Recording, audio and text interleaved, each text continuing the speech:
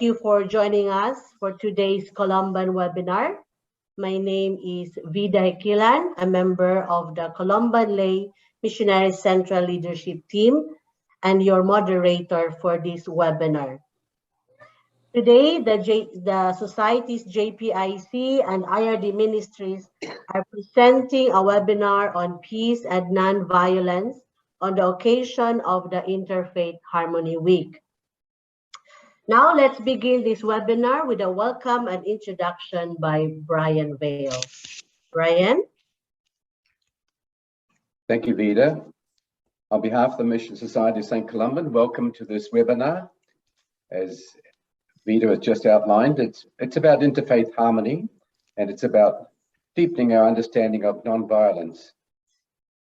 Harmony is a goal that we all are working towards, and interfaith harmony is about building and maintaining relationships across faith divides. For me, it requires disciplines like reaching out, dialogue, openness, and certainly compassion. We know something about disciplines in this time of the pandemic because we've all had to learn new disciplines. But nonviolence is a much deeper discipline we have to continually work with. It requires a vision of knowing what is the common good and infusing that with that compassion that comes from within, from the Spirit. So let's be open to what we can learn today, and let's just see how we can move a few steps forward in our interfaith harmony.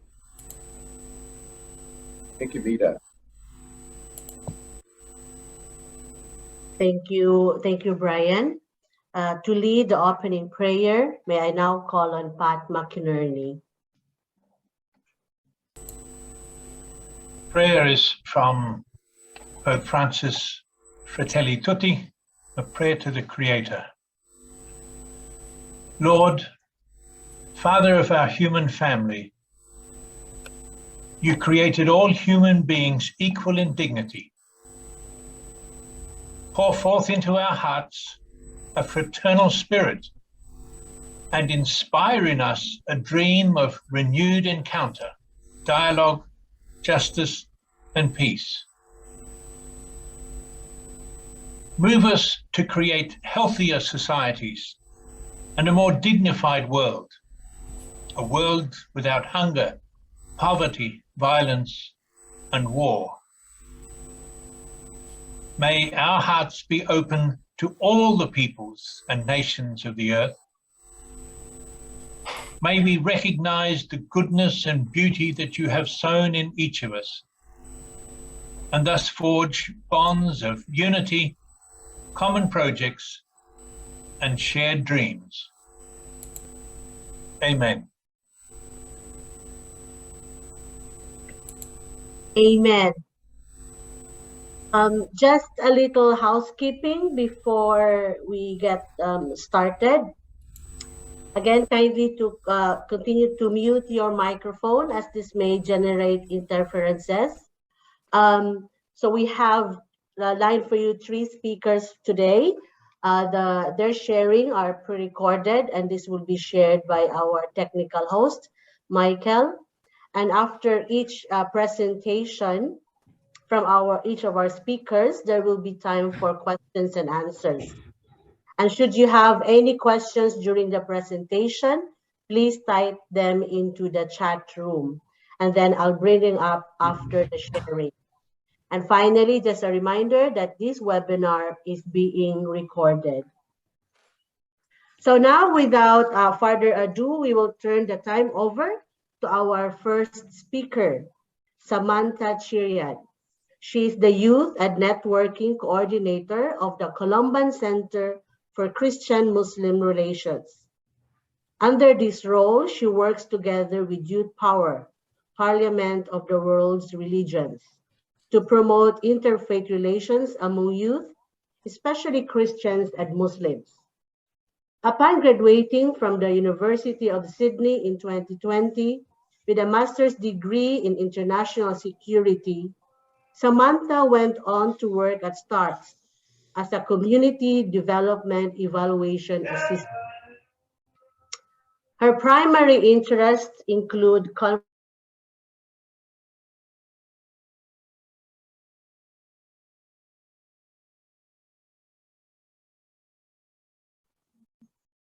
Sorry about that. Her interests include conflict resolution, meditation, women empowerment, and international humanitarian law. As a youth and networking coordinator, Samantha hopes to facilitate an environment that can help individuals connect with each other and work together on building a stronger community that celebrates diversity and stands in solidarity with each other. She will be sharing about conflict resolution in Christian Muslim context. Let us all welcome Samantha Chirian.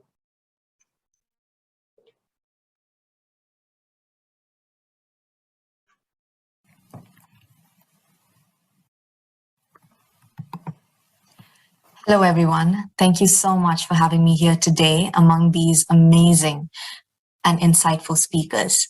It is an honor to be here. Before I start, I'd like to acknowledge the traditional custodians of the country throughout Australia and their connections to land, waters, and community. We pay our respect to their elders, past and present, and we extend that respect to all Aboriginal and Torres Strait Islander peoples today. So, the other day, I was talking to my cousin back in India. He got a job at ISRO, which is the National Space Agency in India, and he had to relocate to another state.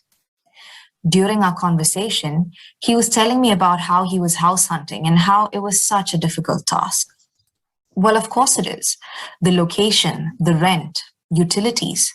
This is something that I can definitely relate to. However, his struggle was completely different.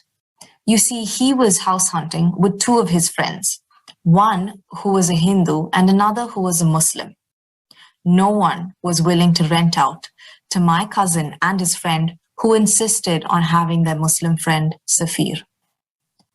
Oh, so not the usual challenges of house hunting, I said, while trying to come to terms with this blatant form of discrimination.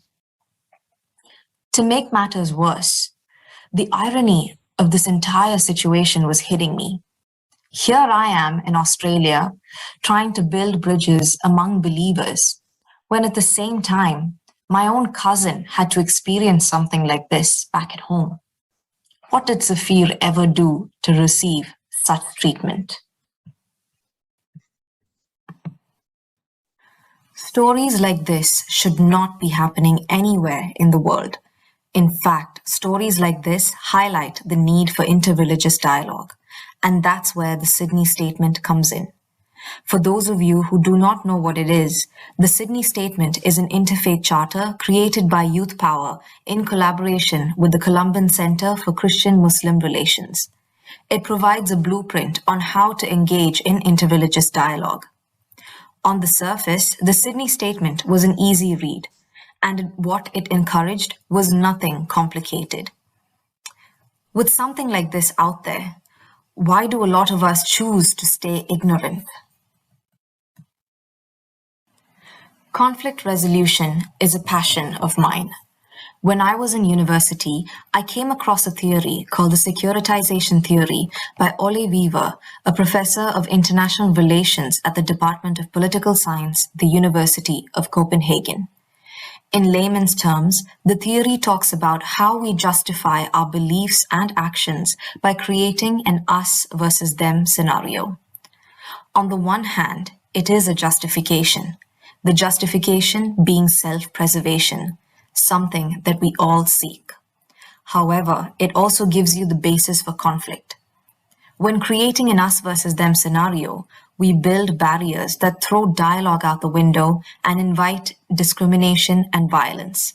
Examples of this are practically screaming at us throughout history, like the Crusades, Nazi Germany, and the Gujarat riots of 2002, and so many more.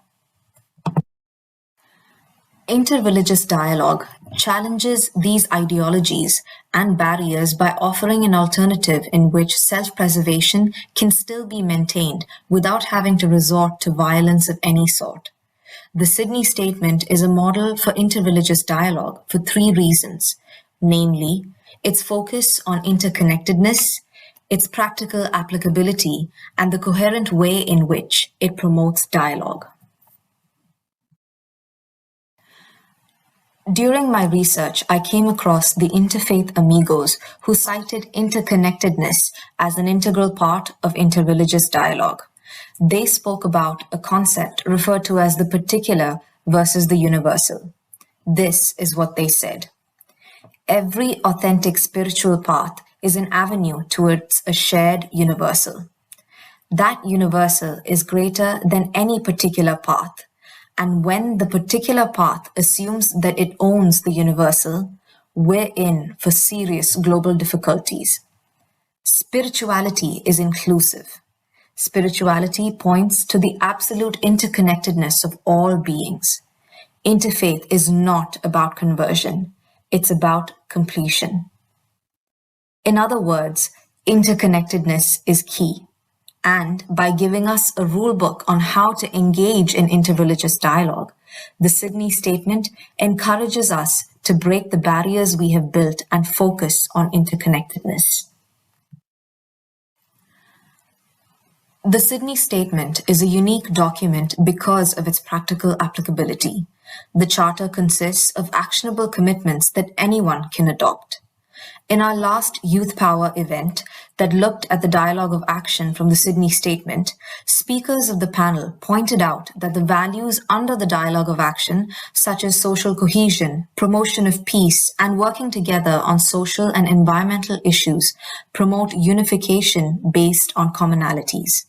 Social justice issues that exist today, such as racism, mental health, and global warming, affect us all in one way or the other, irrespective of our differences. The dialogue of action is a call to identify these commonalities and become a part of the solution by engaging in dialogue, thereby ensuring our self-preservation through interconnectedness. Peace is not the absence of violence. It is the ability to coexist harmoniously with each other despite our differences. For that to happen, our interpretation of the words share and acknowledge must change.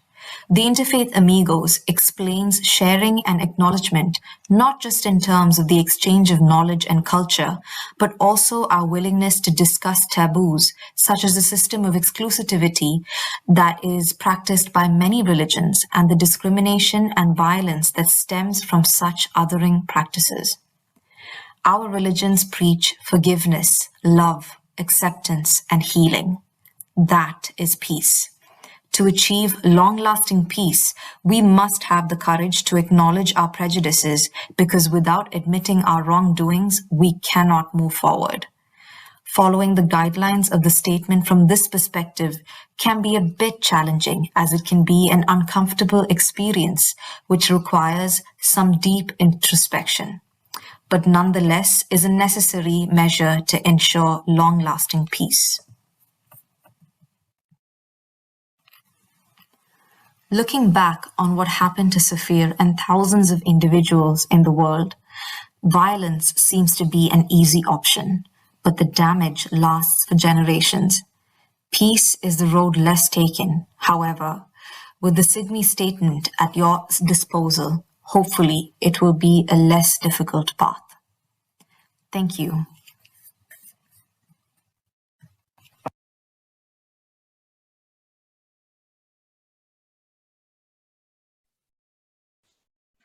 Thank you. Thank you very much, Samantha. That's so informative. I am sure our audience learned a lot from your presentation, from your sharing. So at this juncture, we will go ahead and take some time for questions for about 5 minutes. Samantha is with us to answer your questions. Amy, do you see any questions from the chat room?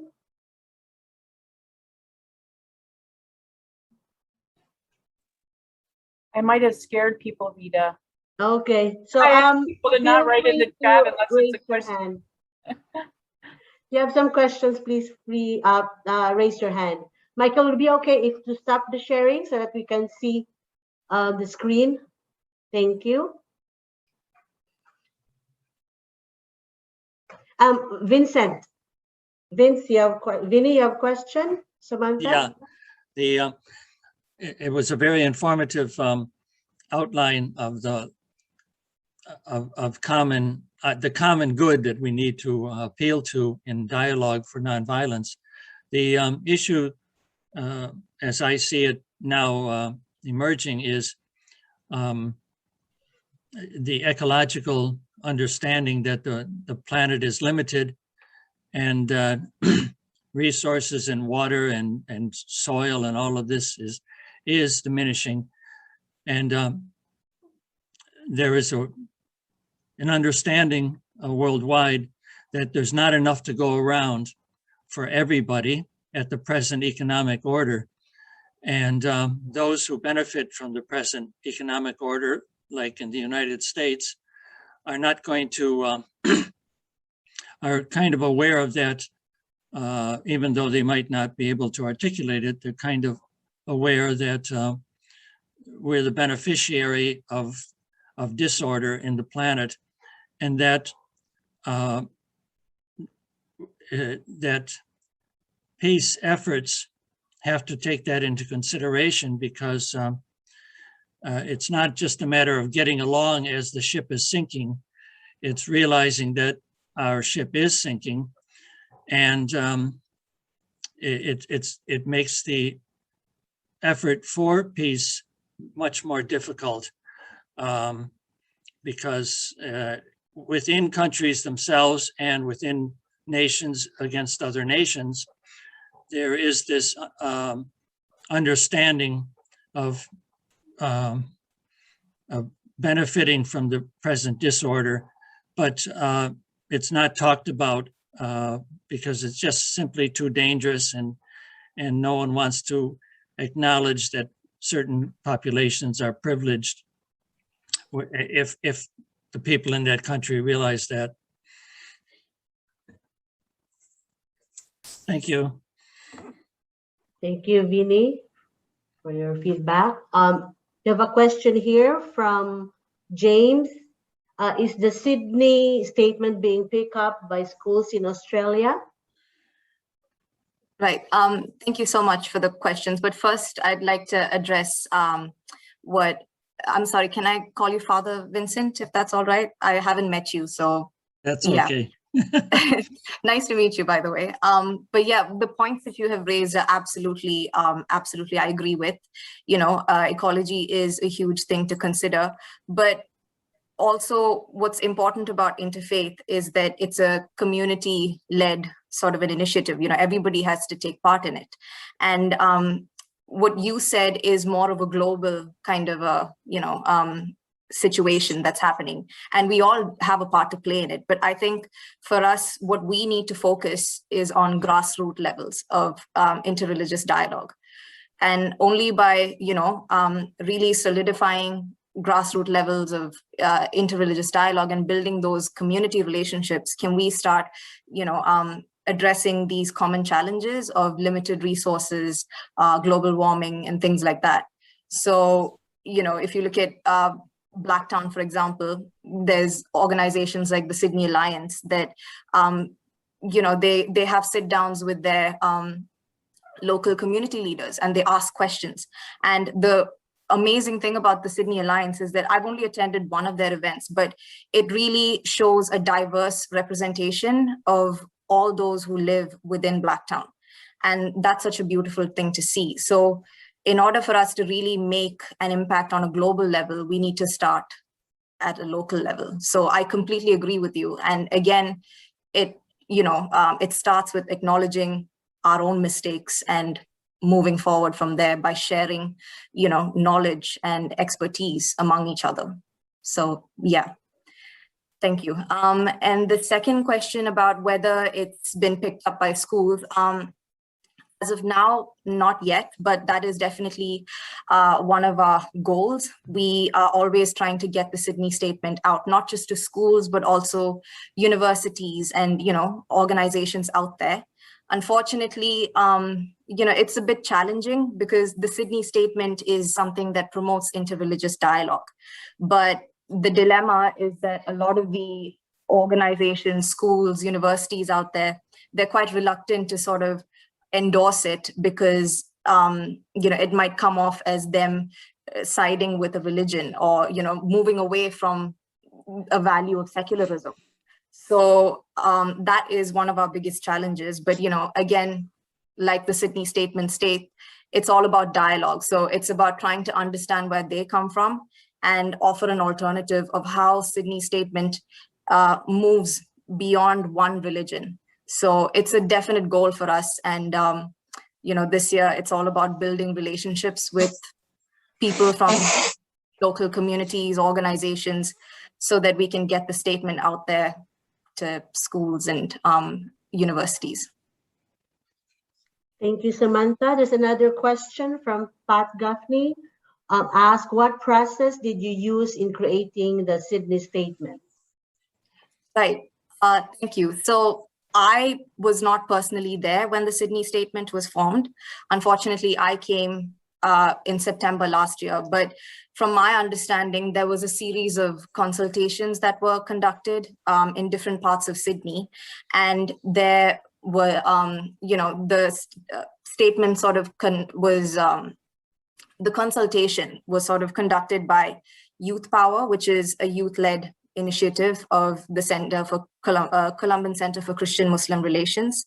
And they did it in partnership with Western Sydney University and, you know, prominent religious leaders. So it was really a community-led initiative where we had different perspectives. We had the voice of the youth, we had voice of experienced religious leaders, and we had an academic perspective.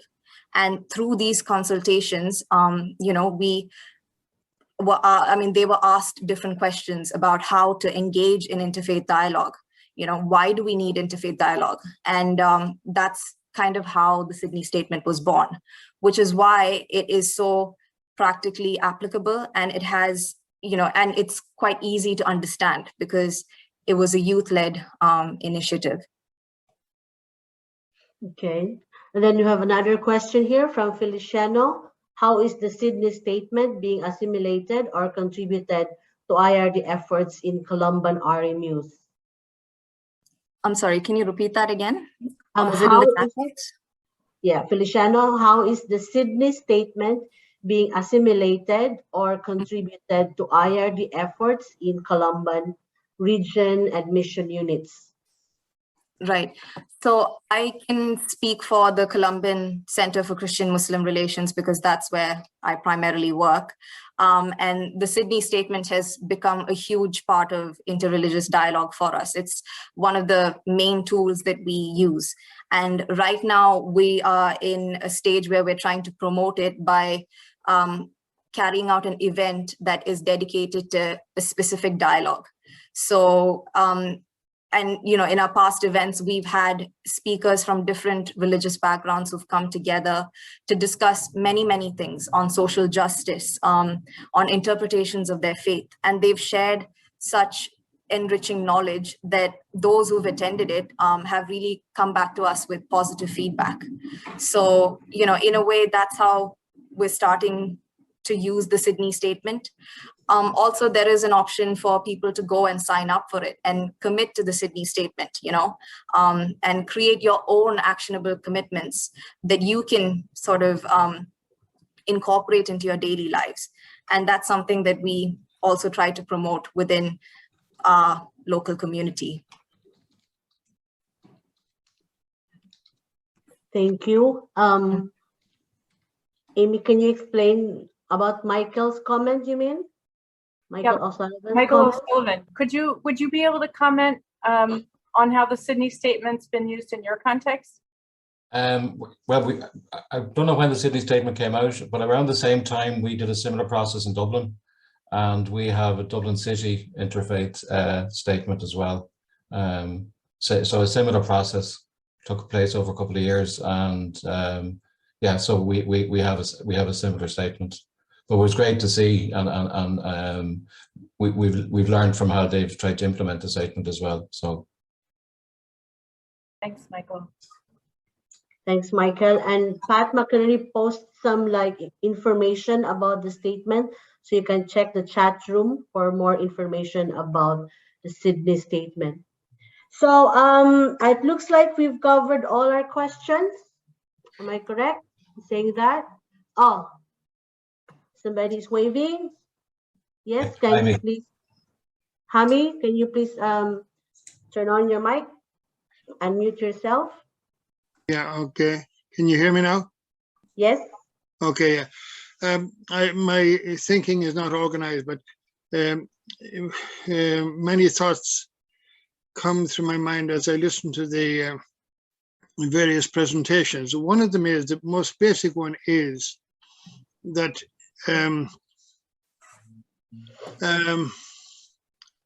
for better or for worse, no, for worse, the Christian perception of reality has diverted away from reality to a different world. I'm not into the history of the path the church has chosen, but I feel that from very early on, the church created a world that took our eyes off this world. And now, because this world that we're living, this source of life for all of us, is being threatened, for the first time we're looking at this world in which we live and beginning to wonder if perhaps the beauty of this world is a reflection of, is a manifestation of God. But we've developed it into something. In other words, what I'm saying is that, why is it that the church, well, hopefully from now on, it will begin to focus on the world and focus on helping people to be aware of how present God is and how the perception of God will vary from time to time, from culture to culture, from all of it is, we've developed an attitude that the Catholic Christian religion is the only one that's really valid. And that is our big mistake. And if we could only be open to how other people perceive the ultimate realities. The other day I was on a road that is not used much, as a dead end, but anyway, I met a man walking on the road, and I said to him, "Do you live here?" No, he didn't live here. He'd just come to visit that place over there, and that place over there was a jinja, a Shinto shrine. And we talked for a while, and then he said, "Would you like to come with me?" So I went with him to the Shinto shrine.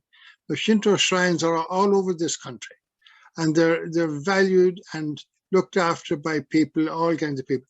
Anyway, it's a very, if you want to say, primitive, a primitive kind of religion, but it's aware of the deep realities, and it's the religion that makes people join their hands and bow to the sun, and join their hands and bow to the mountain, or bow to the sea.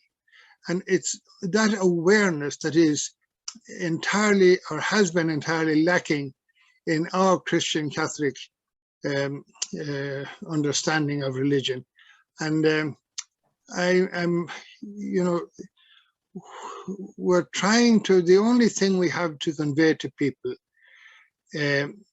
is that people are special. Every person is special. Every person is an absolute, entirely new reality. And that is our message. It's not to build up our religion. It's not to be stronger than other religions. And the whole notion of interfaith dialogue, that is, it's a solution to a problem that shouldn't be. In other words, why we need to, if we were all coming from an awareness, so many things would be avoided. And one of the big things that would be avoided is our destruction of our life source, which is this. Anyway, I'd better shut up now because I go on forever. Thank you. Thank you. Samantha, would you like to respond? Yeah, definitely. Before you started, you said that you didn't know how to express this because it might come off as a bit disorganized. But, truth be told, this is one of the very things that I've struggled with. And I still don't know how to organize it, because a lot of ideas come to my mind when I keep thinking about it. And like you said, a lot of what you said is definitely that sense of exclusivity that a lot of religions practice. And forgive me, but this is again my personal sort of view that I'm giving. I feel like religion is not the problem, it's the human interpretation of it. And so, for example, if you take this particular gathering, this is a Christian organization where we're talking about interfaith so openly, and we're actually promoting it. But if you look at where I come from, I grew up in a Christian household, but interreligious dialogue was never a topic of discussion. In fact, that exclusivity was promoted. I was told things like, oh, you should grow up and marry a good Catholic boy, or if you have friends from a different religion or a different sect of Christianity, it's fine, but just don't pick up too many things from them. And that's a very warped sense of, thinking of things. And, that sort of made me realize that it's the human interpretation. And at the end of the day, the other thing that really gets to me is that, again, from my perspective, one of the core teachings of Christianity is unconditional love, and it's because of God's unconditional love that he was willing to give us free will to make decisions. And if we made the wrong decision, as long as we repented, he was willing to forgive us and, put us on the right path. And that's sort of what we need to extend to everyone around us. But as we've evolved and, as we've become more materialistic in the world, with advancements in technology and everything, we've sort of moved away from that core teaching, and we've become immensely selfish. And the idea of self-preservation has really taken a far more importance than unconditional love. So at the end of the day, it's us moving away from, what God has taught us, and using our free will in a way that really affects us negatively, not just at an individual level, but also, like you said, on a global physical level. So I think interreligious dialogue, and the Sydney Statement in particular, is very important because it sort of takes us back to those core teachings where we're willing to accept one another, get to know each other more personally, and sort of connect with that universal aspect of what our religions are trying to teach us. And that will help us sort of come together to address these challenges that we have. So until we do that, we can't move forward. I hope that was that gave some sort of clarity, but if it didn't, I apologize. Thank you, Samantha. I know there's one question here. Unfortunately, we don't have time at this time.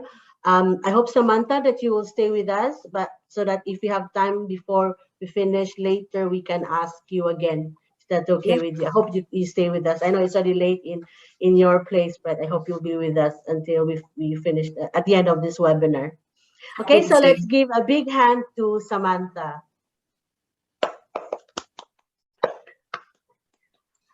Marie Dennis is our next speaker. Marie was a co-president of Pax Christi International from 2007 to 2019.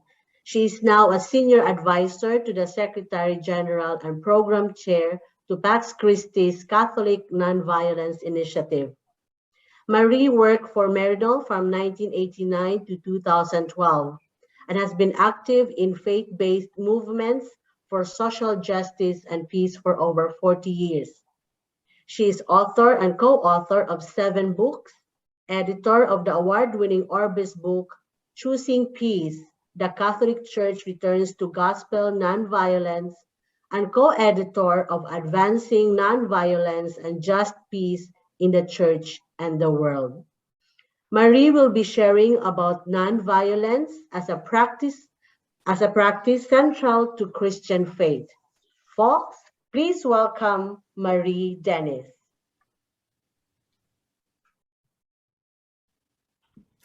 In 1998, at the World Council of Churches meeting in Zimbabwe, Fernando Enns, a Mennonite pastor from Germany, proposed that the World Council of Churches dedicate the decade from 2000 to 2010 to a concerted ecumenical effort to overcome violence. To move peace building from the periphery to the center of the life and witness of the church, participating faith communities set out to address holistically the wide varieties of violence, both direct and structural, that they were encountering, to challenge the churches to relinquish any theological justification for violence, and to affirm anew the spirituality of reconciliation and active nonviolence, to create a new understanding of security in terms of cooperation and community rather than domination and competition, and to challenge the growing militarization of the world.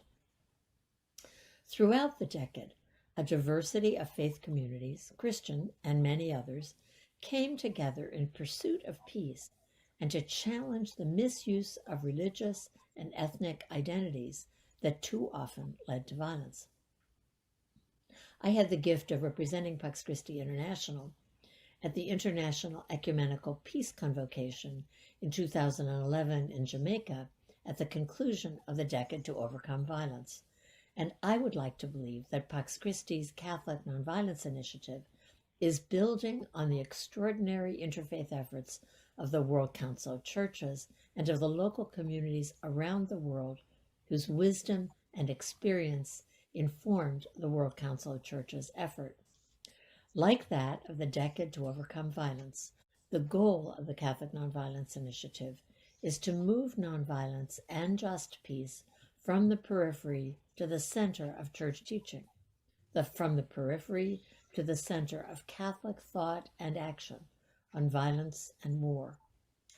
Nonviolence is a spirituality, a way of life, a method of social transformation, and a global ethic that nurtures right relationships among humans and between humans and the rest of the natural world. We believe that nonviolence should have an impact on Catholic theology, on what we teach and learn at every level, on how we act internally as a community, and how we are present in the public arena. What if 1.3 billion Catholics worldwide had a full understanding of the power and effectiveness of active nonviolence and the connection of nonviolence to the heart of the gospel? What if we all knew how to apply nonviolent tools to diffuse conflict before it became violent? What if the Catholic Church committed its channels of communication and diplomacy, its vast spiritual, intellectual, and financial resources to promoting active nonviolence? What if Catholic schools, colleges, universities, and seminaries integrated programs on nonviolence and just peace into their curricula, their research, and their community outreach efforts? A significant transformation is underway in faith communities who are leading the world from a paradigm of perpetual violence to a paradigm of nonviolence and just peace. For many traditions, a commitment to nonviolence has always been foundational. Others of us are reclaiming the basics that were essential to the life and teaching of Jesus, but were lost along the way.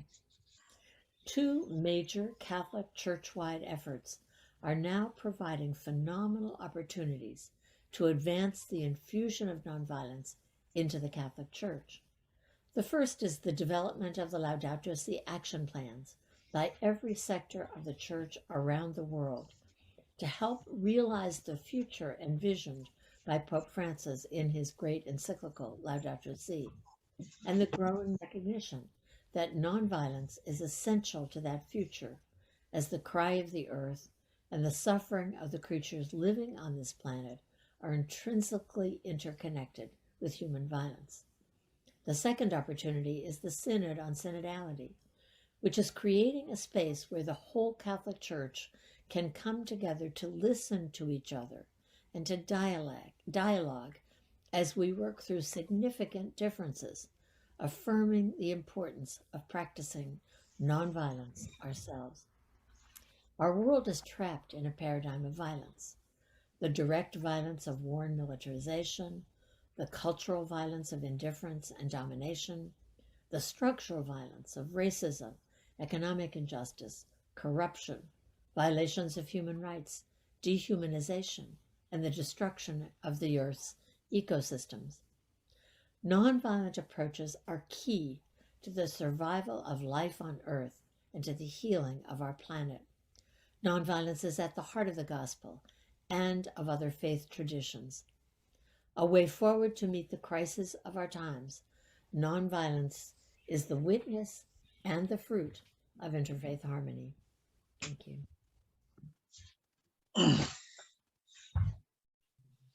Thank you, Marie, for that very insightful presentation. So Marie is here with us to respond to your questions. I have here a comment from Amon, said, I am turned intellectually. I have always supported nonviolence, but I don't know how that is expressed in a place like Myanmar, where at the moment people are being killed. May brutal military regime, people are fighting back. How does one respond to a brutal, violent regime with non-violence? Today in Michina, a 7-year-old boy was killed by police firing indiscriminately. This shooting was in response to an explosion. Marie, would you like to respond? I certainly am happy to try to respond. There is no easy response to that question. Obviously, our belief is that a nonviolent approach, as has been attempted with such courage in Myanmar, just watching the response of the people of Myanmar to what is happening there has been deeply inspiring. We believe that, and I think there is very strong evidence that in spite of the great difficulties, that most of the time, twice as often, evidence shows nonviolent approaches to stopping that kind of brutality, to reclaiming civic space and so on, is more effective. There was, you may well know, a study that was done about 10 years ago now by 2 researchers who looked at all of the efforts in the 20th century and a little bit beyond to overthrow a brutal regime, to change a government, to get rid of a corrupt leader and so on. They looked at every instance, there were hundreds, and what they were able to show was that nonviolent approaches were overall twice as effective as violent approaches. That's a very hard fact or piece of information to hold on to when you're facing the kind of brutality that is taking place in Myanmar. But we believe that the kind of training that has obviously taken place, the courage of communities working together, the scale of participation that is possible in a nonviolent strategy rather than a violent one, all really do make a difference. Our belief in the Catholic Nonviolence Initiative, which is Pax Christi's program, we are not saying that nonviolent approaches are guaranteed 100% of the time to be effective. But we do believe that if we learn how to use nonviolent strategies, we train for them, we organize around them, that we are more likely to have success even in the face of terrible brutality. But the decision about that, the guidance around it, how it takes place, what kind of preparation is made in advance is absolutely up to local communities. It has to be people themselves who decide how to respond to the kind of brutality that is taking place in Myanmar. But evidence is very strong that nonviolent strategies are more effective in the long run. Thank you, Marie. Actually, today is the first anniversary of the military coup in Myanmar. Yeah. So can we just take a moment of silence to remember the people in Myanmar?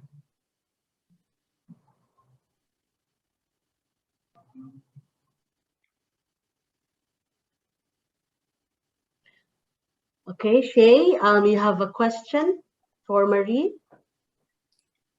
Kindly unmute your microphone. We cannot hear you.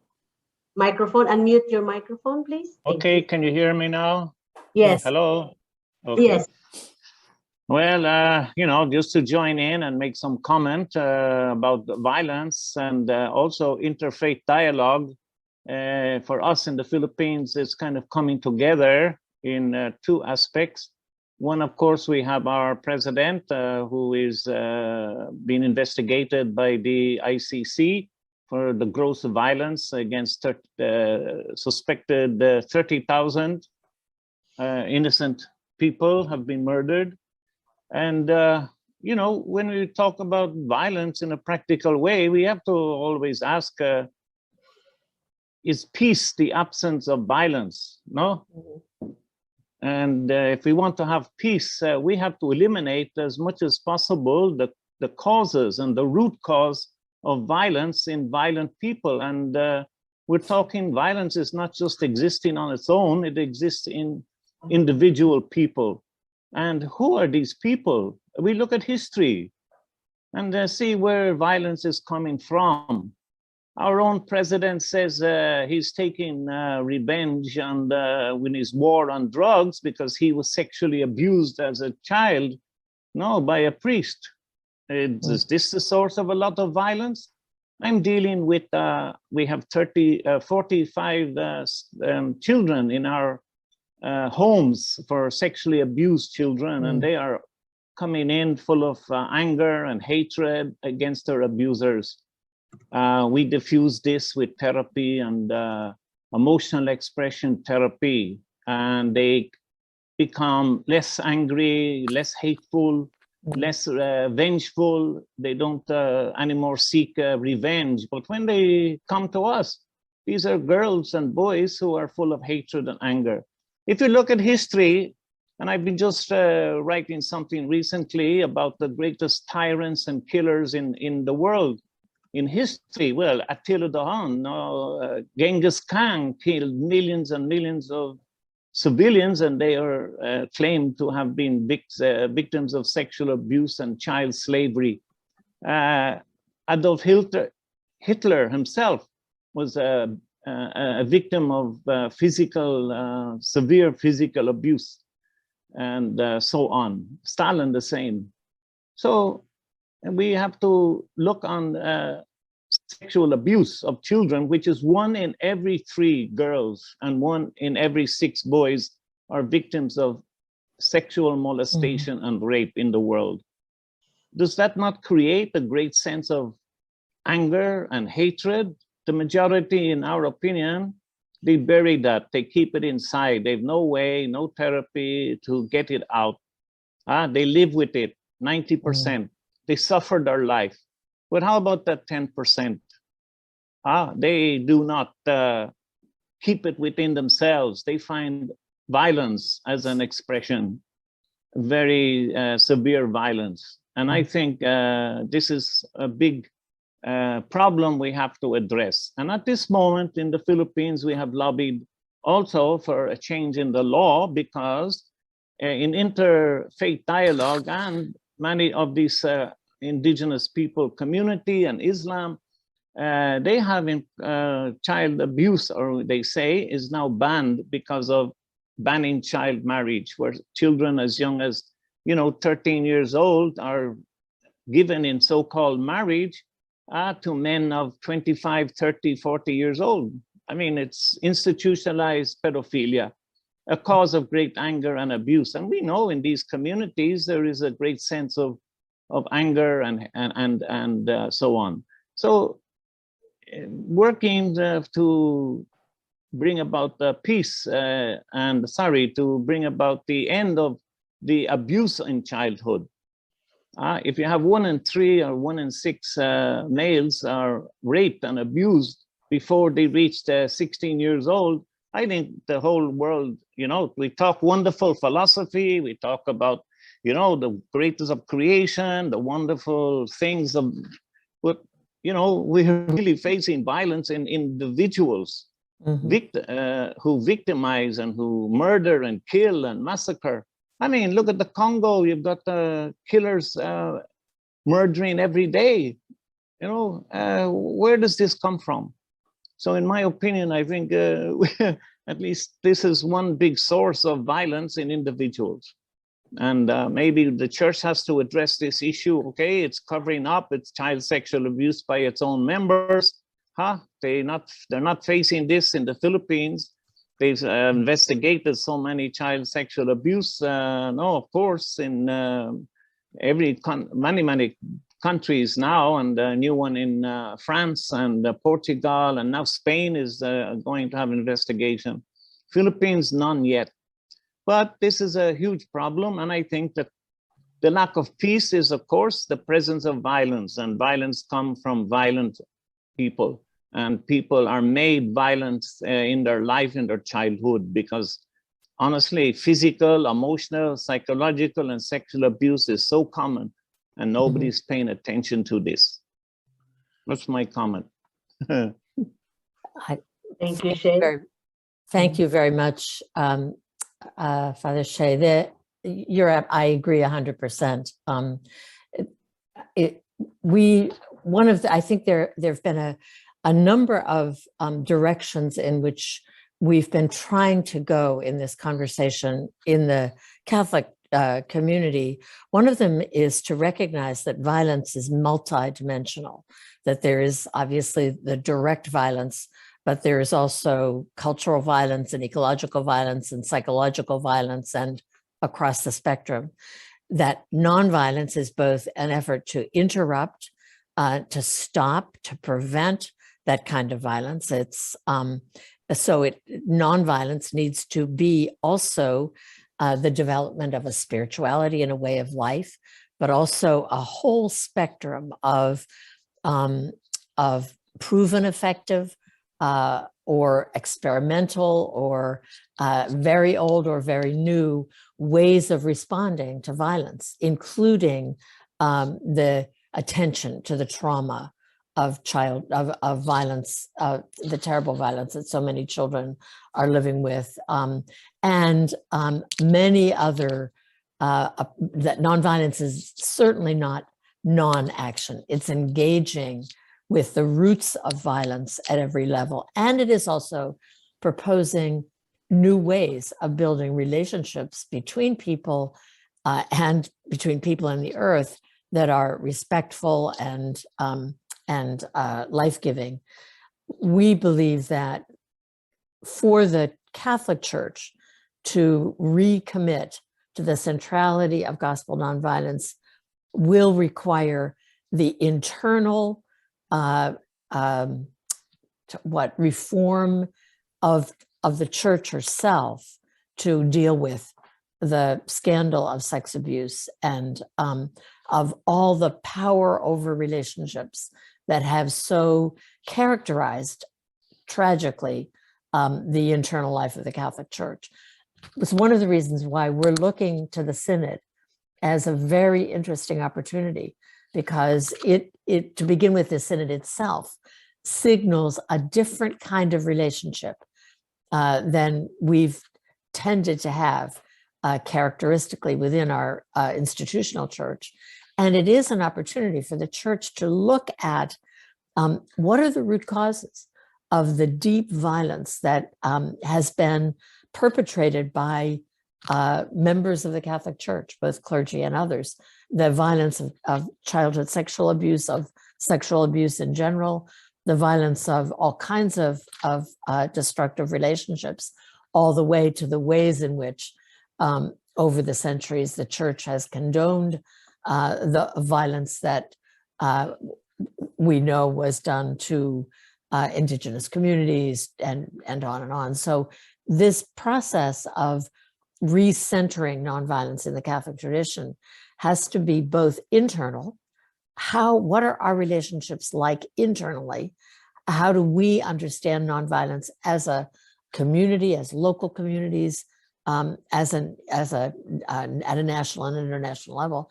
And what do we project in the world? How do we help the world move from what you described so well as the cycles of violence that we never seem to be able to get out of? How do we break those cycles of violence? And we think that the faith communities have a very important role to play in that process. Yes. Thank you, Marie. Ellen Teague asked, where have you seen nonviolent strategies working?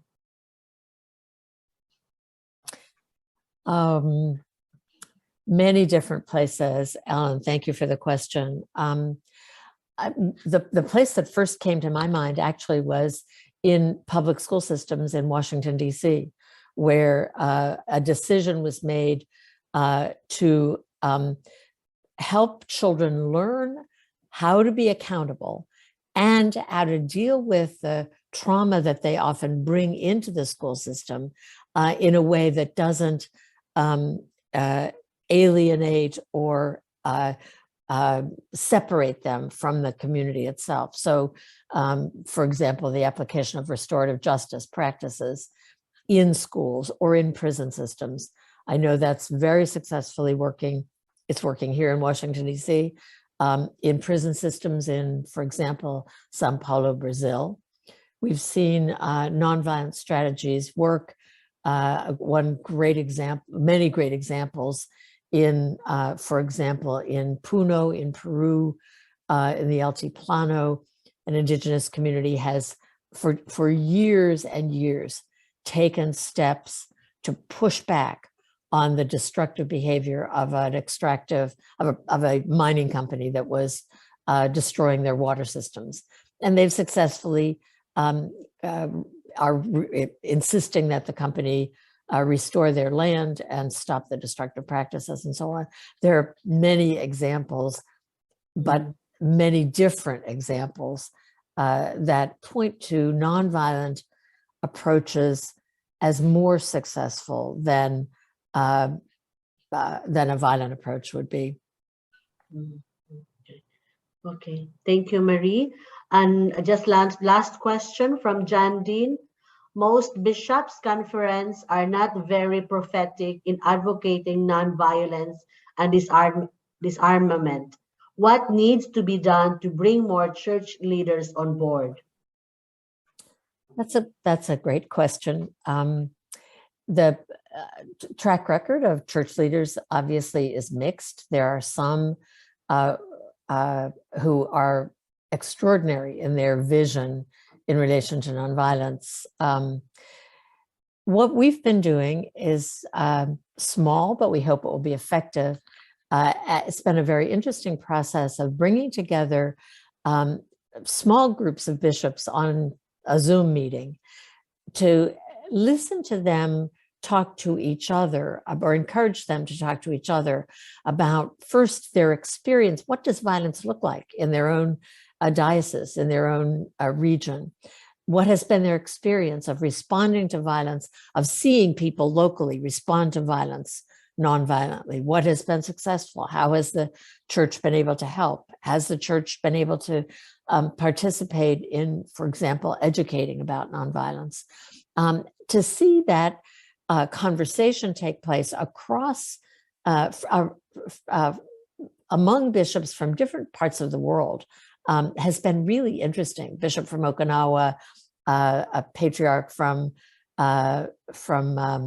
Israel, Palestine, bishops from Europe, bishops from Africa, who are hearing each other think about what violence looks like in their own community and how the church might contribute to the helping or either learning from the community and then helping the community grow in its ability to respond nonviolently. There are some great examples. Archbishop Chong in Fiji is a wonderful spokesperson for nonviolence. Bishop Paridi Taban in South Sudan Archbishop Wester in Santa Fe in New Mexico in the United States. There are many bishops who are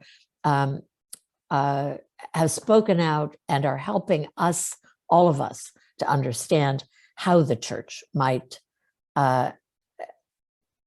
reclaim its commitment to nonviolence. Thank you, Marie. Sorry, folks, I'm not able to ask some of your questions. However, if we have time later, we will bring your questions again. I think Marie will join us. She will still be with us. Okay, so thank you, Marie. A round of applause for Marie Dennis.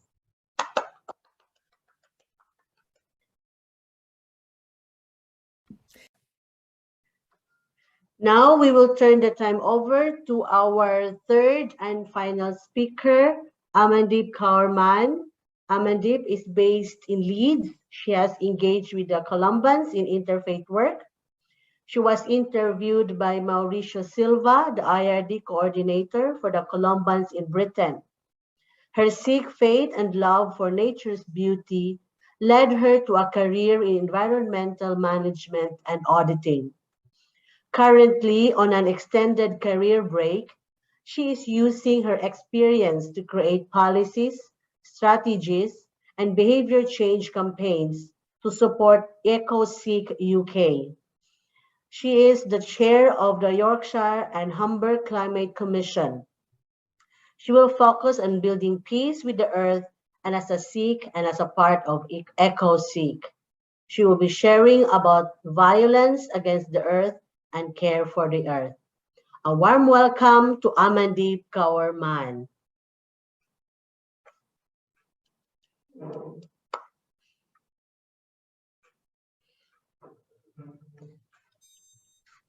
Okay, that's fine. Okay, so Vaheguru Ji Ka Khalsa, Vaheguru Ji Ki Fateh. That is the Sikh greeting that we use. My name is Amandeep Kaur Mann. I'm from EcoSeek UK, and I'm very happy to be here today. It's an honour. The event topic today is very important because of what's going on in today's world. And I always think that when people talk about violence against the earth, we forget that the earth is so connected to the people. And so many ancient civilizations have demonstrated that to us up until today. So much of the Sikh community originates from an area called Punjab in India. And this was a very fertile land. And so when Sikh people in the UK, for example, talk about the way that the earth is being used and abused, we do draw it back to our ancestors and the way that they used to live is a very sustainable way of living. And the Sikh gurus, the 10 of them, all of the Sikh teachings talk about how it's better to have a sustainable way of living just because it's a moral obligation and a duty we have to look after the earth, but also it keeps us happier. We are happier when we consume less and we get less attached to things.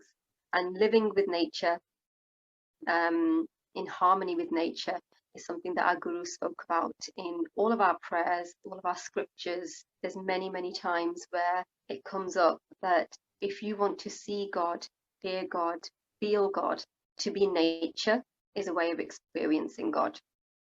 And so many times nature is used as an analogy to say, be like the fish who can't survive without the ocean. Have that feeling with God and a spiritually higher being. So there are many things that we can take from the Sikh scriptures.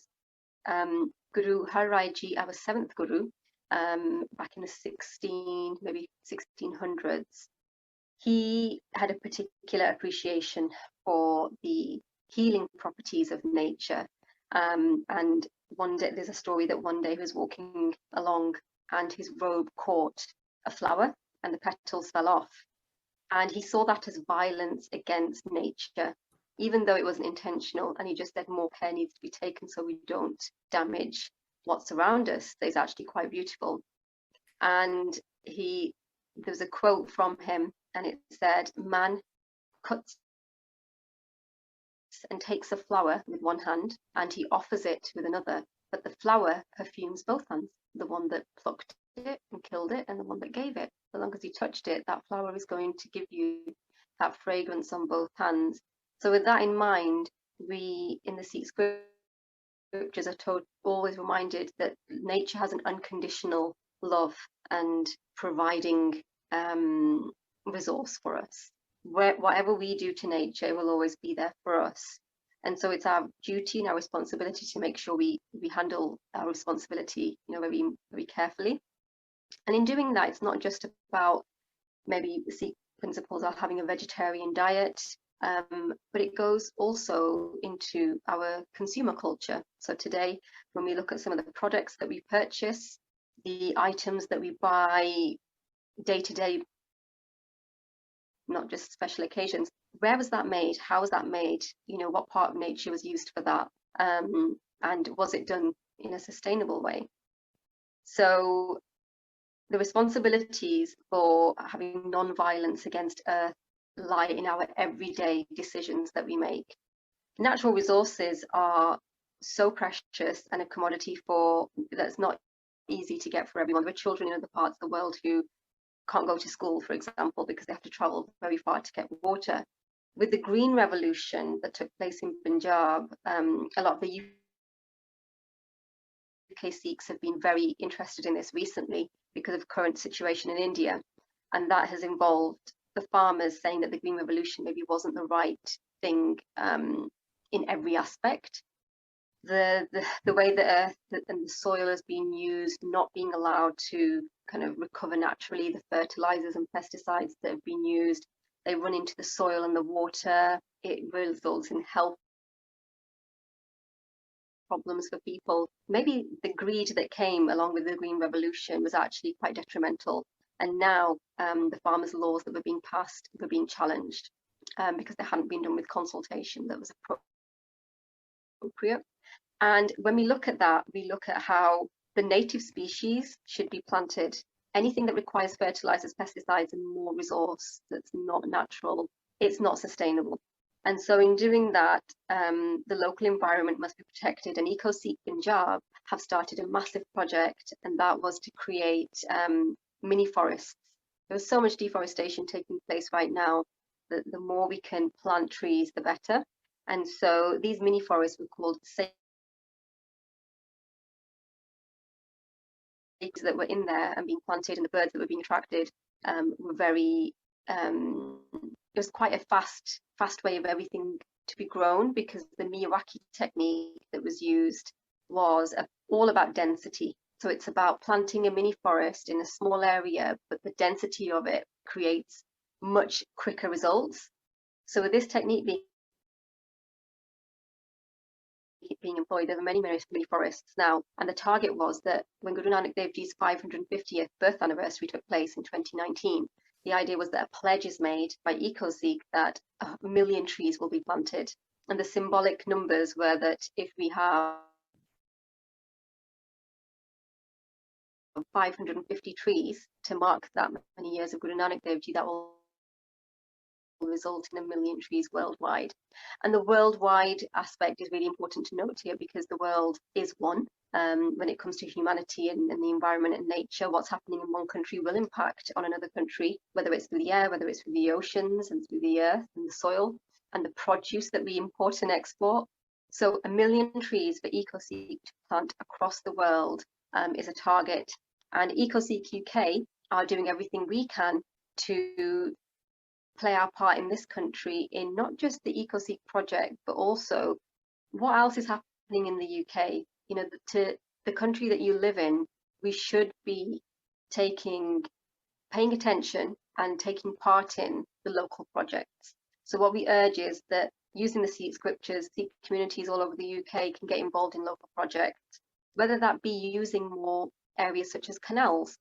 Canal and River Trust have helped us host events where we've encouraged communities to go down to these areas that they wouldn't normally access. And that's another thing that we're addressing. I think DEFRA had a study where they showed that ethnic minority communities have much less access to green spaces. They're much less likely to do certain kind of water sports and things like that. So what we're trying to say is that wherever the local community is, look what's happening in that area, and wherever we can support activity and events, just to familiarize communities with using the canals and having the opportunity. I think it's all about opportunity as well. We will do that. There are subsidized bus services that will take people to green spaces that they might not ordinarily go to. And that's what it's about. Becoming EcoSeek UK, our main aim is to engage people who wouldn't ordinarily maybe be involved in the climate change conversation, or who would not know where to start, or maybe just aren't that interested. And it's not the skeptics, it's simply about how can we be happier, healthier, and you know that even comes down to plastic. Single-use plastic is a big thing, we know that, in the oceans, but what we see happening on the TV seems so far away. And as a moral obligation, we have to, you know, be as a family. The whole world has to come together as a family and take care of each other and what's happening in other countries.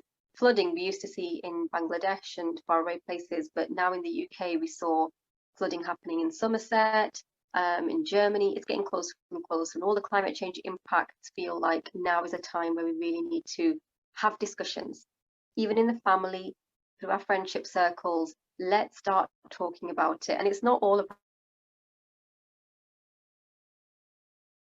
hands dirty, but the climate change conversation is so big. COP26 happened. EcoSeek UK were invited to that through Faith for the Climate, and being a member of Faith for the Climate has been really valuable because we come together with different faiths and we share resources, we share information, we share problems and opportunities and challenges, and say, are you experiencing this particular issue with some of maybe the elders in the community where they are reluctant to make changes?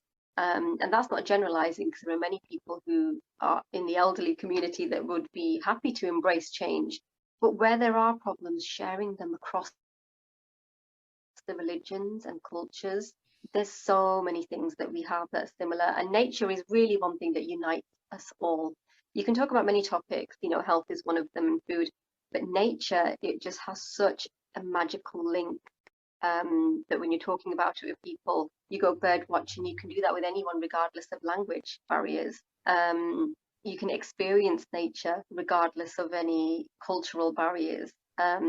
So it's a very unique topic in terms of discussion, because the faiths, the more we look at them, the more they're saying the same thing about nature, about our responsibility towards it. So I will just finish on saying that if anybody wants to get in touch with EcoSeek UK about any work that you'd like to do, or even internationally, we have other countries that we operate in, we would love to collaborate. You know, collaborations can result in such amazing results, and that's what we want. We want action to be taken, we want people to get involved, and my contact details are available. We would love to hear from you.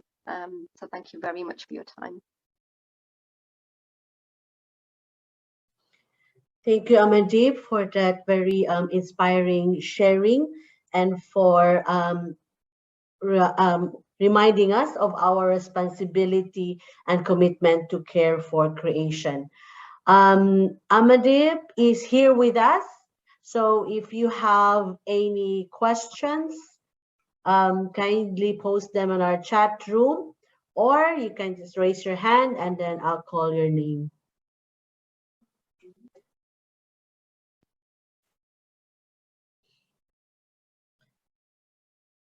By the way, welcome, Amandeep.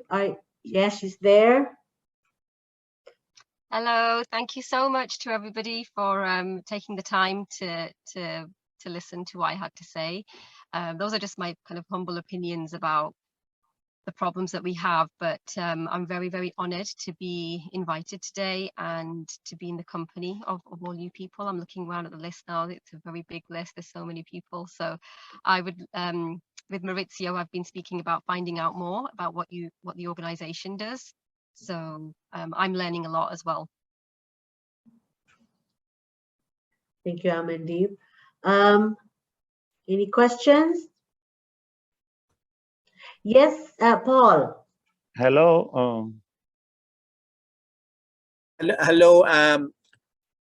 Amandeep, I'm talking from the Philippines. I was very struck by what you said about many minority communities not having access to green spaces and, you know, sort of not being involved in water sports, all that sort of thing.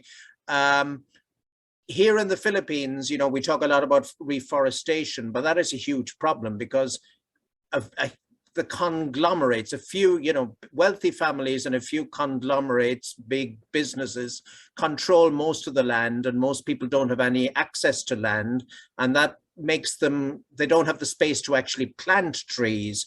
And I'd imagine that's the problem in most places in the world. And just a question for you and your EcoSeek, are you working with local governments and those who sort of policy changers and those who can influence things like that to lobby access, that more people will have access to green spaces, that minorities will not be further minoritized, so that they will be able to be stakeholders and be involved in the sort of the greening and replanting that you talk about?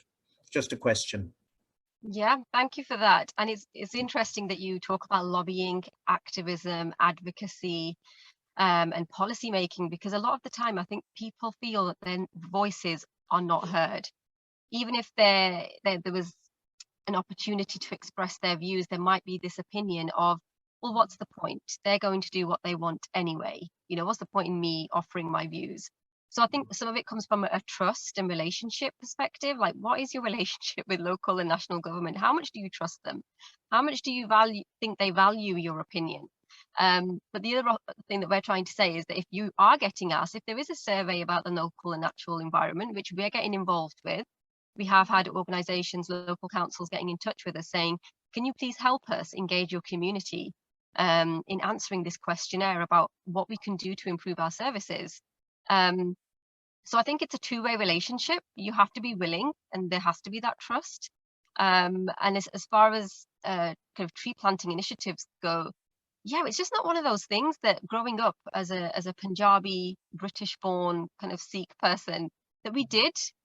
And I think the cultural aspect here is really interesting, because when I go back to India to visit my parents' ancestral home, where there's like 4 generations of farming land, I look at it and I think, well, back in England, I have no connection with the land. I lived in an inner city Birmingham house. There was a park, but I was never exposed to these kinds of natural viewpoints and scenic places where I felt, you know, I could contribute to the upkeep of it. And that's why if there is tree planting going on, what we want is for local communities to have ownership and go look after those trees. It's not just an event where people come and plant and, you know, you put yourself in the newspaper and it's like, yay, we did this. It's also about carrying on, going to that place, maintaining that forest and making sure that it's looked after. And that regular visit will hopefully enable the future generations of UK-born kind of Sikhs and Punjabis to have that link again. I think that we're the missing generation of that link with nature. I know my parents, their stories about sustainable living are absolutely amazing.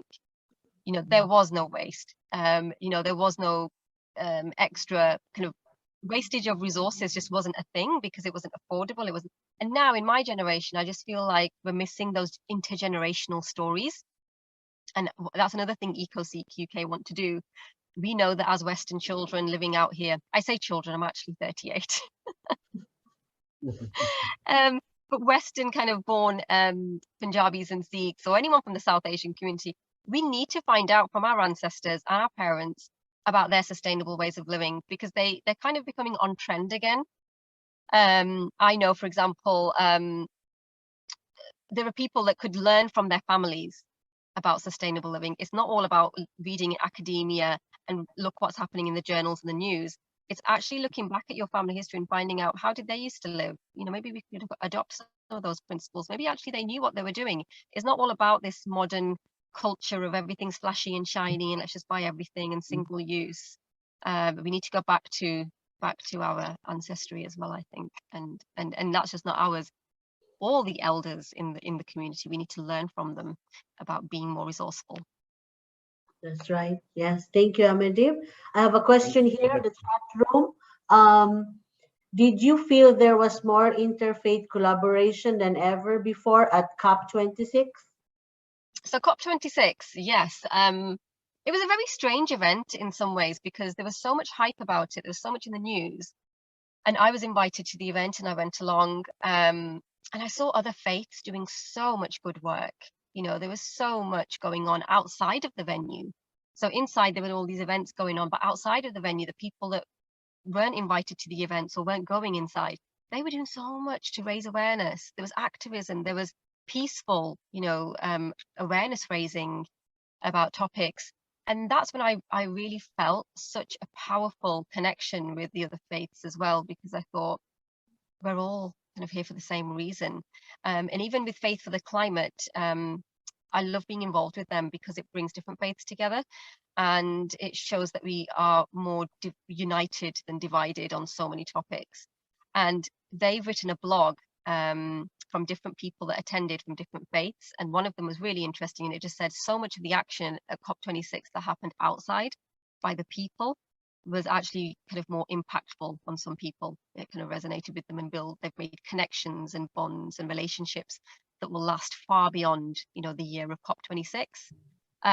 But on the subject of that, this is something that I think this happens a lot. Events happen, they pass, and people move on. And for me, and EcoSeek, what we're trying to do is keep COP26 alive. Yes, it happened, and I actually had people say to me, I don't want to hear about it anymore. It's been on the news for 2 weeks. I don't want to hear anything about COP26 anymore. And these are the people that just aren't that connected to the climate change conversation, and that's fine. So what we're trying to do is now next month, EcoSeek are planning a COP reflection event.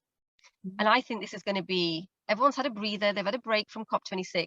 Now it's time to revisit and visit those powerful speeches that people made from all across the world and revisit some of those and say, did anyone properly listen? Did anyone really hear that at the time? If you weren't interested, how about we revisit it now and we revisit it together and talk about what it means?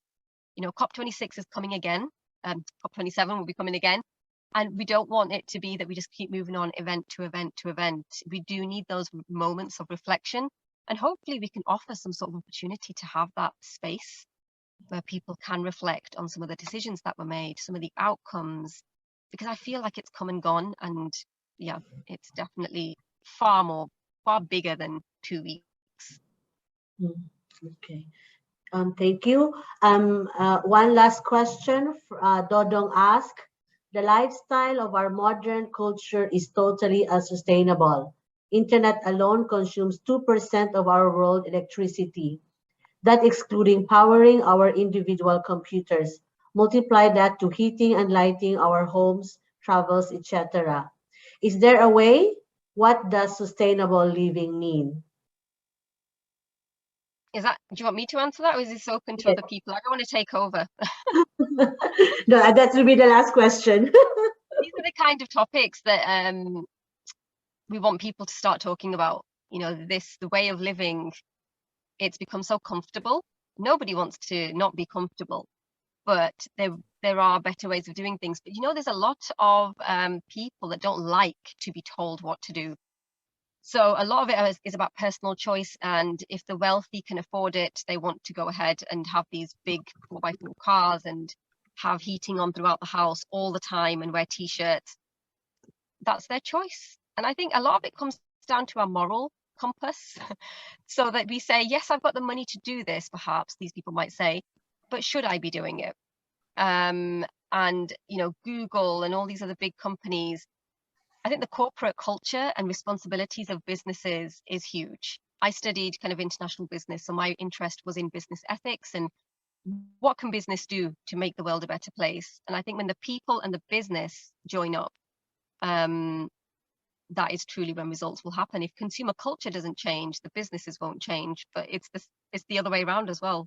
Unless businesses offer better alternatives, and unless social media is so big right now, and I think there's a lot going on that gets missed by certain people. There are, what do they call them? I think there's a name, isn't there, for people who aren't so digital.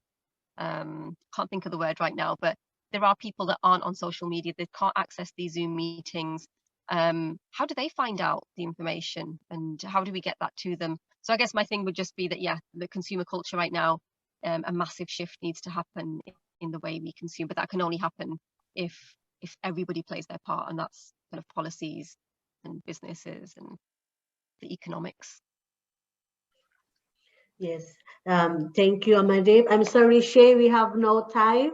I hope you're okay with that. I trust that Amy will gather all those feedback comments that we're not able to ask our speakers. So Amy will email you those questions, and hopefully you have time to respond to them. So let's give a big hand to Amadip for her wonderful sharing. And thank you so much, everyone. If there's anyone that wants to connect with me or the organization, please feel free to get in touch. I know this was a limited time, but I really appreciate this opportunity. Thank you. Thank you so much. So to give us a wrap up for today's webinar, please welcome Amy Echeverria. Amy? Thanks, Vida, so much for guiding us beautifully through that conversation. It was so life-giving and animated, and so much more to explore. The sharing of our speakers reminds me of our tradition, and something that Neil O'Brien shared in his book, Island of Tears, Island of Hope. He spoke of nonviolence, and he said, "The powers of the imagination have been very neglected. Our imagination is like an unexplored continent. In nonviolent action, we are forced to explore it." And I believe that our speakers today, Samantha, Marie, Amandeep, have invited us again into that imagination space, that unexplored continent, and to see the world with the eyes of our hearts. So thank you deeply from all of us. I'd also like to thank all of you, Columbans from around the world, for giving your time today. There is significance in the reason we chose today to have this conversation. Of course, we know that it's the opening of the UN's Interfaith Harmony Week. And so it's a time when the whole world is gathering and seeking peace and nonviolence and harmony. But much more close to home, as we've noted already, is the crisis in Myanmar, the 1-year anniversary. We can't escape the day without acknowledging, remembering, holding in our hearts and praying for our Columbans there and all the people who have been impacted so to the point of death by violence, injustice.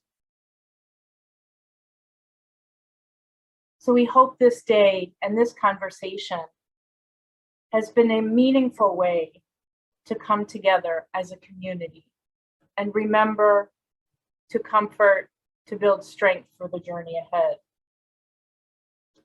I want to thank the Peace and Nonviolence Working Group and the IRD Network for co-creating this webinar, for the collaboration that's happened to invite our speakers to prepare and certainly our special guests, friends of Columbans. The importance of creating space like this to know ourselves as a community so that we can go back out to our places of mission and be fully present in the world. So again, I want to thank each and every one of you in all the ways that you continue to seek and build the utopian horizon to which we're called, to be seekers of peace and justice, nonviolence and dialogue. Thank you again. We will share the recording and any further reflections that we receive, and we wish you a blessed day Until next time, thank you all.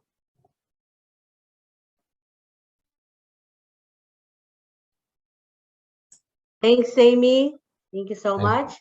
So Thanks, that's Peter. it for today, everyone. We appreciate you being here. Again, we would like to acknowledge the presence of our esteemed speakers, Samantha, Marie, and Amandip. We would also like to thank the JPIC-IRD personnel for hosting this webinar, to Michael O'Sullivan for putting together the videos and for his technical assistance. Thanks one and all for joining us today, and we'll see you next time. And on behalf of the Columbans here in Hong Kong, I wish you all a happy Lunar New Year.